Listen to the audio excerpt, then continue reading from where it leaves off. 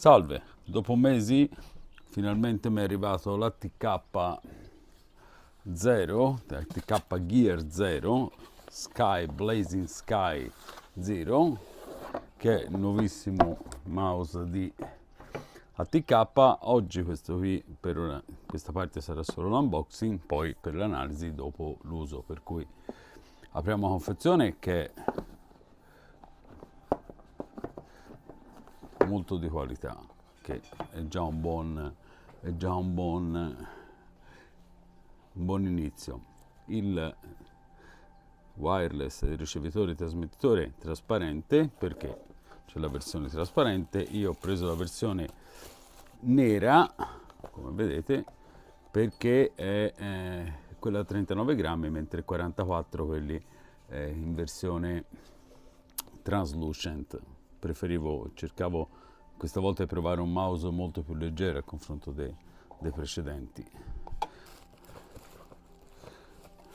Continuiamo con l'unboxing, andiamo a vedere cosa troviamo nella scatola ancora.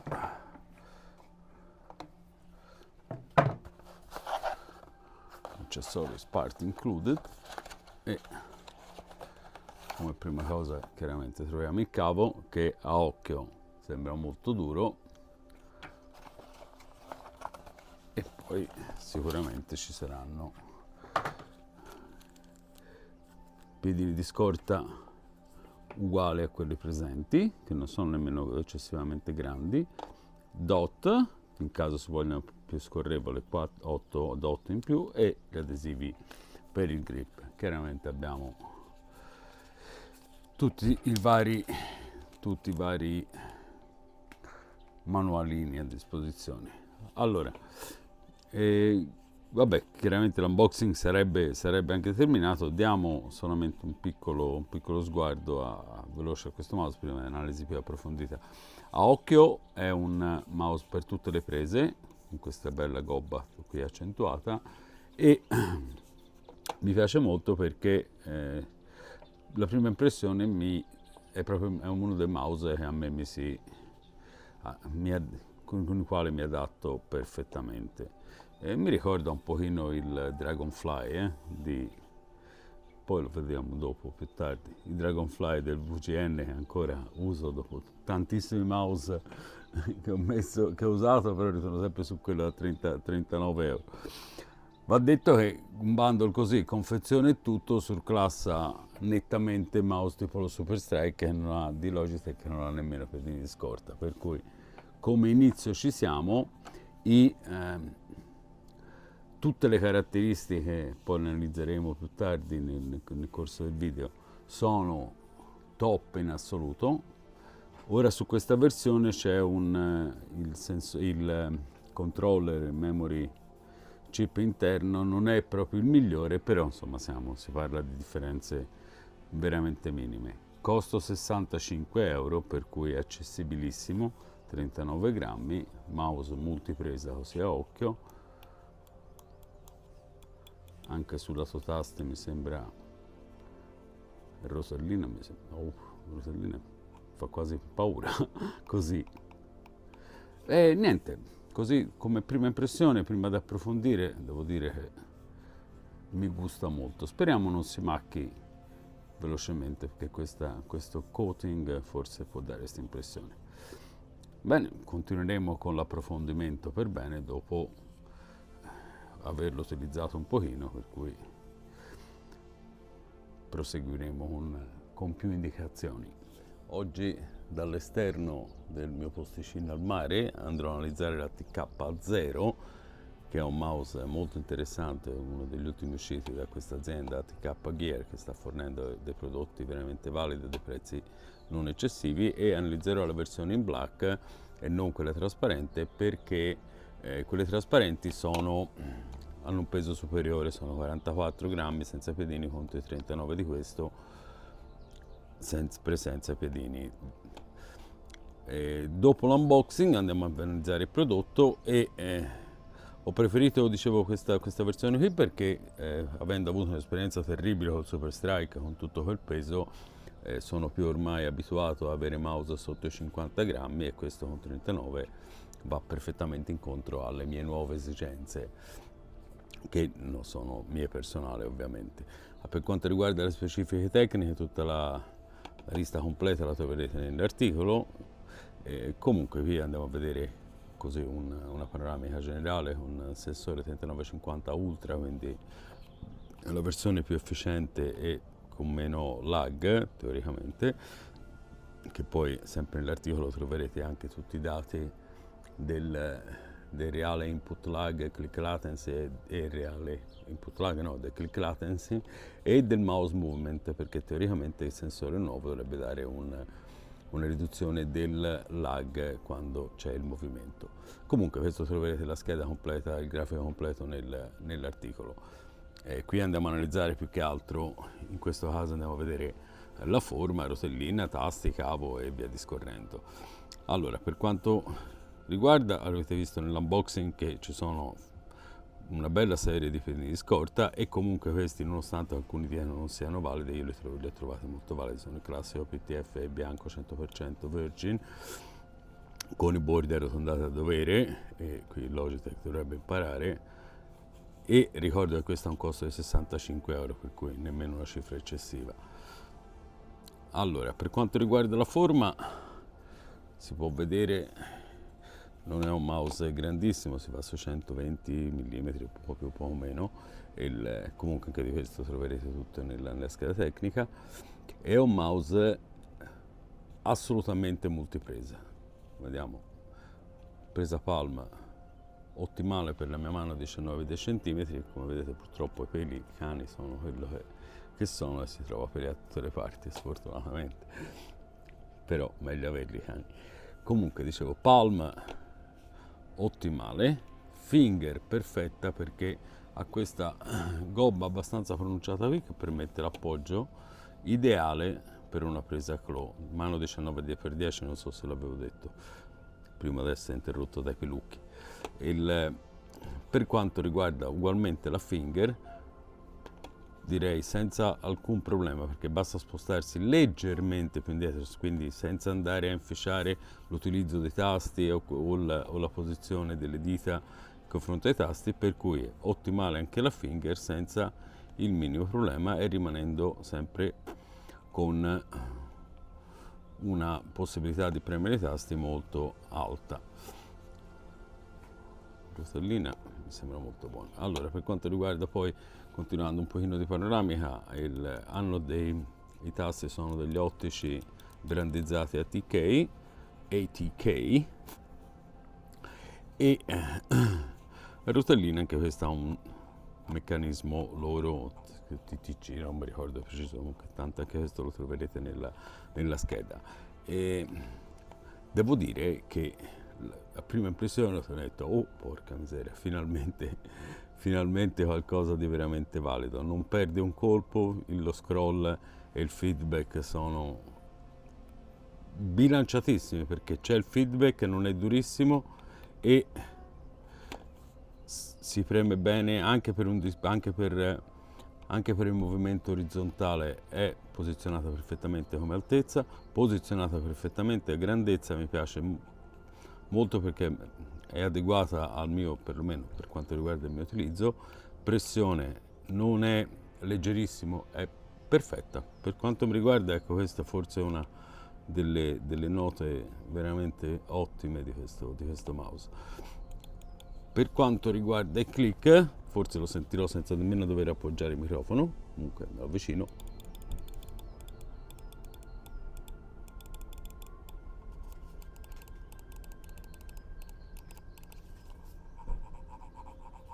Oh, bella rotellina.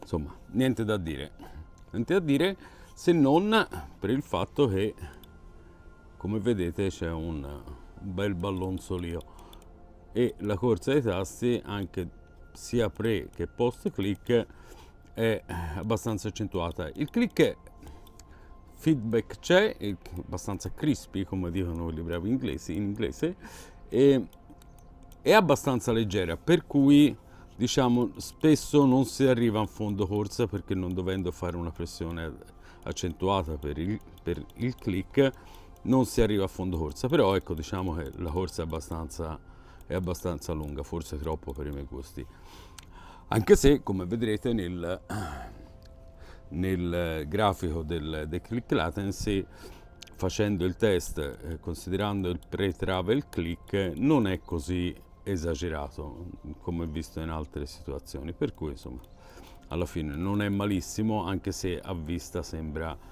abbastanza evidente, cioè è abbastanza evidente, però ecco, sul click non poi coi dati reali alle mano non è così eccessivo.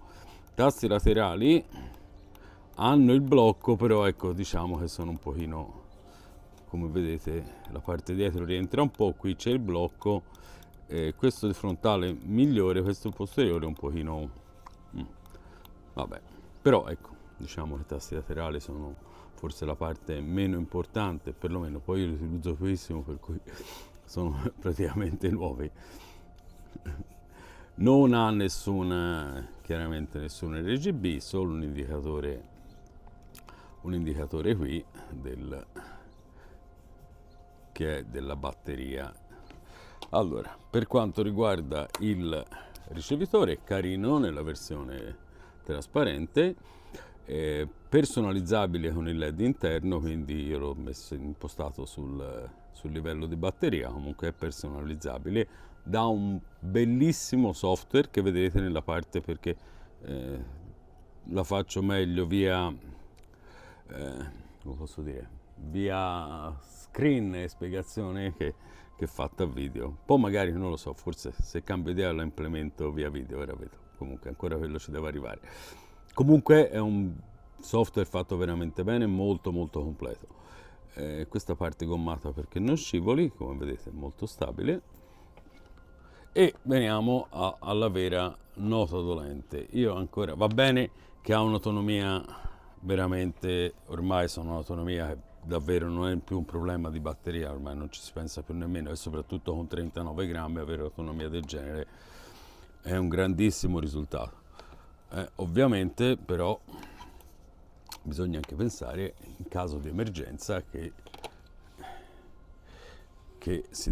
possa utilizzare un cavo, e io non capisco come si possa ancora oggi scegliere dei cavi in questo modo. Tra l'altro sarebbe comprensibile se questi cavi dessero o fossero, cioè fosse utilizzabili solo questo e quindi compatibile solo con questo, e quindi obbligato a usare questo, che trasmettano chissà quali dati. Io ho dei cavi comprati su AliExpress a 2 lire che sono morbidissimi e fatti bene, e tutto funziona alla perfezione, per cui non capisco il perché di voler insistere a fare questi cavi così duri quando c'è la possibilità anche molto economica di fare dei cavi che possono essere anche utilizzati. Va bene, comunque questo, ripeto, vista l'autonomia dei prodotti di adesso è quasi diventato un non problema, anche se va sottolineato in caso di acquisto.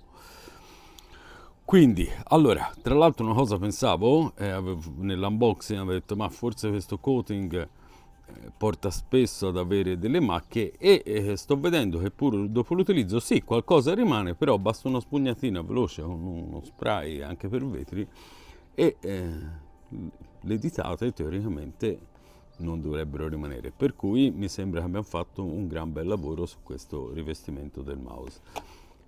Tra l'altro non è nemmeno molto scivoloso, per cui ben fatto, anche se io ribadisco, io preferisco la plastica grezza, magari un po' ruvida, che mi dà sempre un grip maggiore, e in ogni caso comunque ci sono sempre gli adesivi per il grip in caso vi scivolasse. Io ho una pelle molto secca, per questi mouse di solito tendono a scivolarmi molto, questo devo dire che invece è stato fatto molto bene. Per cui, concludendo l'analisi del prodotto, direi che a parte è stato un problema trovarlo perché ho dovuto aspettare quasi 2 mesi, però ecco, per quanto mi riguarda 65 euro, se cercate un mouse super leggero, devo dire che ci siamo veramente. Tra l'altro ha tutte le migliori caratteristiche che ci possono essere in questo momento, a parte il fatto che sono usciti ora il sensore 3955, che viene montato su alcuni mouse, che ho visto uno che mi piace, forse sempre quello di ATK, e forse sarà il prossimo che analizzo. Comunque il prossimo mouse che analizzerò sarà sicuramente con il sensore nuovo 3955.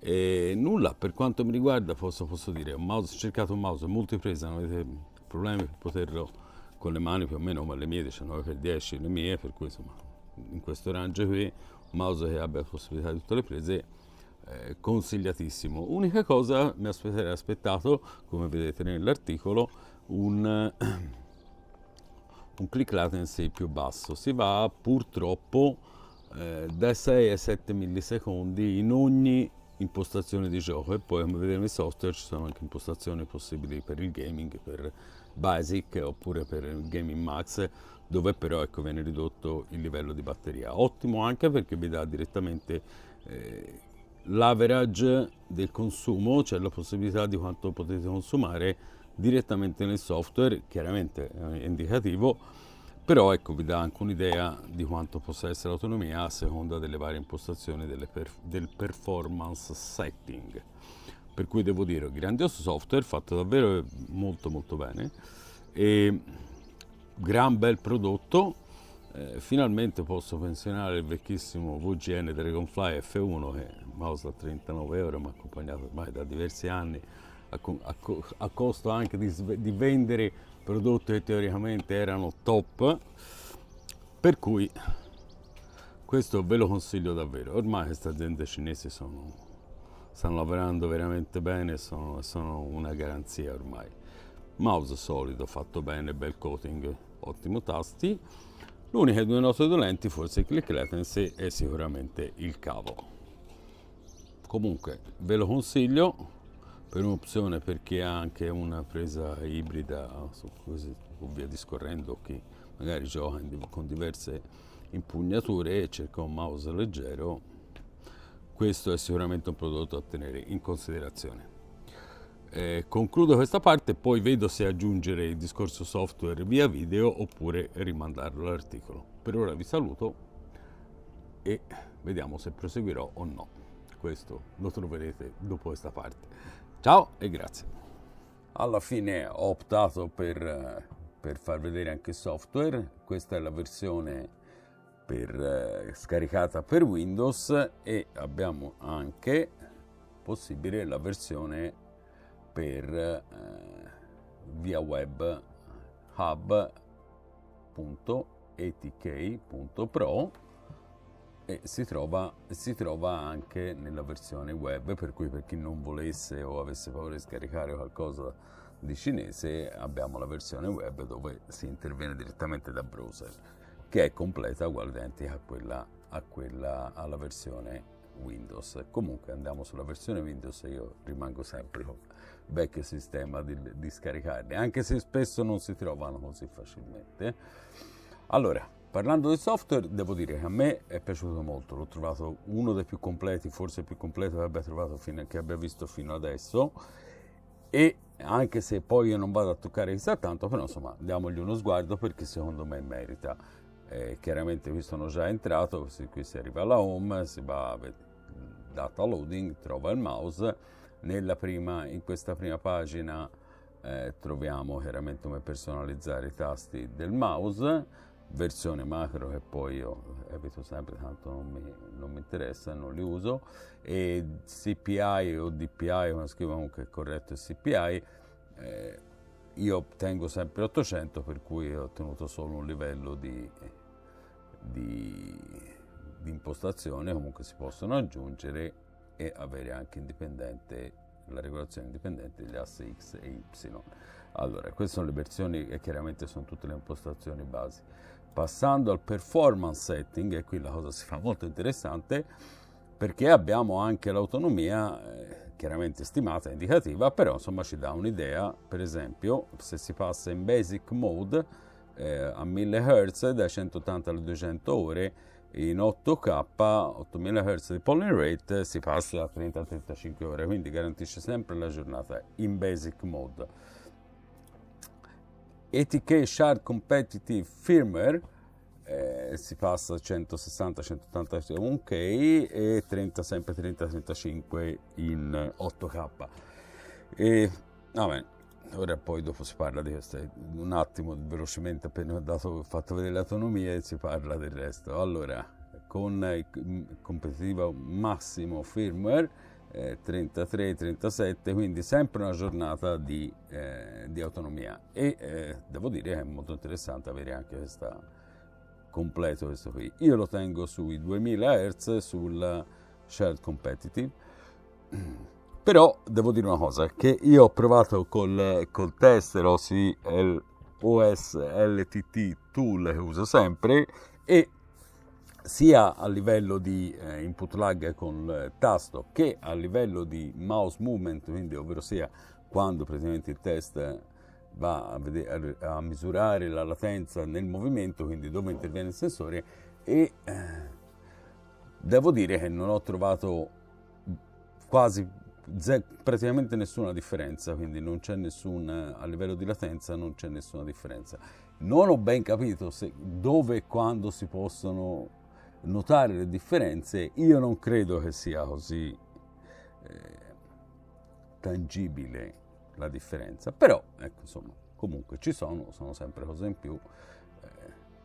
Dovrò forse approfondire meglio, magari ci ritorno, ma non ho trovato nessun miglioramento a livello di latenza, per cui comunque anche questo discorso qui è bello, che ci sia l'autonomia e che dia proprio le indicazioni di quanto può durare la batteria. Al giorno d'oggi sono tutti mouse che hanno un'autonomia eccezionale, col 3950 Ultra tra l'altro ci siamo proprio. Andiamo avanti, e qui ancora più abbiamo praticamente tutte le impostazioni possibili, il motion sync, straight line correction per correzione per evitare questo, ripple per praticamente, non so, quando fai movimenti veloci per avere gli sbalzi non controllati praticamente, e ultra long range mode quando siamo lontani, abbiamo il ricevitore lontano, per cui insomma di solito non serve, però ecco, può essere utile per allungare il raggio di trasmissione. Per il doppio clic 4 millisecondi qui per quando va a dormire, e lift off high distance, high tolerance di 1 millimetro. Qui abbiamo per lo scroll, qui va in postazione Windows a metà chiaramente, e gli effetti del dongle, come dicevo, in questo caso io lo tengo sul Battery Gradient Light, perché così mi indica direttamente la batteria di che colori fa, green 100%, yellow 75%, red 15%, oppure solo si può tenere low battery quando lampeggia il rosso, oppure sui pollen rate. E molto interessante anche la sensor rotation, ovvero sia se il mouse non si tiene perfettamente verticale ma si tiene un po' inclinato, si può aggiustare l'angolo del sensore perché praticamente risulti in una linea retta anche quando si è in mouse inclinato, in modo che non vada a calare o a salire a seconda della posizione della mano. Qui abbiamo onboard configuration, ovvero sia presente salvare nella memoria del mouse le configurazioni, altri setting, e qui abbiamo le versioni dei firmware sia del ricevitore che del mouse. Come si fa, come si può impostare. E un'altra, qui abbiamo Experience Demo Mode, praticamente uno può vedere come funziona nelle tastiere o con il mouse come funziona il software senza doverlo acquistare, oppure facendo una prova così. Background wallpaper, questo è il sistema scuro chiaro, lingua e setting. Andiamo qua perché l'interfaccia, questo è del software, e devo dire che anche qui va bene, completa la cosa, però ecco una cosa che mi piace molto è che ho dovuto fare l'upgrade, l'update dei firmware e devo dire che ha funzionato veramente, veramente bene. Proprio non ho avuto nessun problema e normalmente a volte con i cinesi c'è il rischio, però ecco, per quanto mi riguarda ho avuto una grandissima esperienza, ma il software davvero completo, fatto bene, io non ho niente da dire, uno forse dei migliori che abbia mai trovato. E poi anche la versione web che alcune aziende dovrebbero imparare, tipo Logitech che ci costringe ancora a scaricare il G-Hub. Comunque ho voluto farvelo vedere perché secondo me meritava anche a video e non solo con le immagini. Quindi adesso credo di aver concluso davvero e spero che vi sia gradito questo video. Vi ringrazio, alla prossima con un nuovo ETK, ma col nuovo sensore 3955. Per cui andiamo a vedere se si apprezzano differenze tangibili alla mano. Ciao!